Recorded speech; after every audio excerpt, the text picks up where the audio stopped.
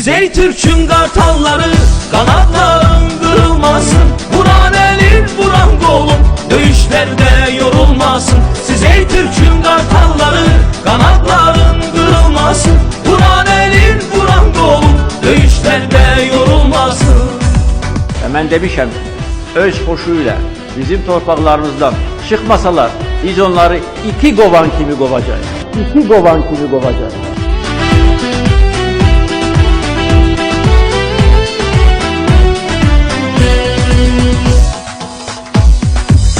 Çıksan yağıp savaşına, ürəkli yol, möhkəm dayan.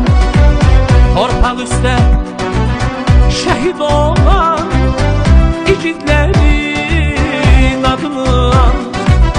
Torpaq üstə şəhid olan igidlərin adını an.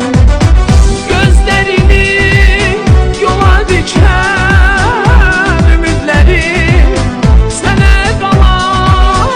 Səni yola salanan verim sənə qeyrət inan. Siz ey Türk'ün kartalları, kanatların kırılmasın. Vuran elin, vuran kolun, dövüşlerde yorulmasın. Siz ey Türk'ün kartalları, kanatların kırılmasın. Vuran elin, vuran kolun, dövüşlerde yorulmasın.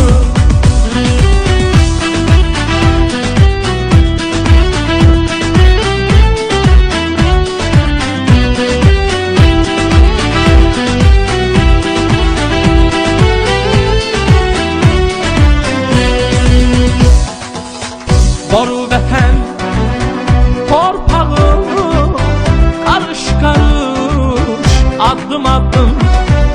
Ver canını hak yolunda, koyacaksın şehit adın. Ver canını hak yolunda, koyacaksın şehit adın. Gözlerini yola düşen ümitleri sənə qalan. Səni yola salan anan verib sənə qeyrət inan. Siz ey Türk'ün kartalları, kanatların kırılmasın. Vuran elin, vuran kolun, dövüşlerde yorulmasın. Siz ey Türk'ün kartalları, kanatların kırılmasın. Vuran elin, vuran kolun, dövüşlerde yorulmasın. Siz ey Türk'ün kartalları, kanatların kırılmasın. Vuran elin, vuran kolun, dövüşlerde yorulmasın. Siz ey Türk'ün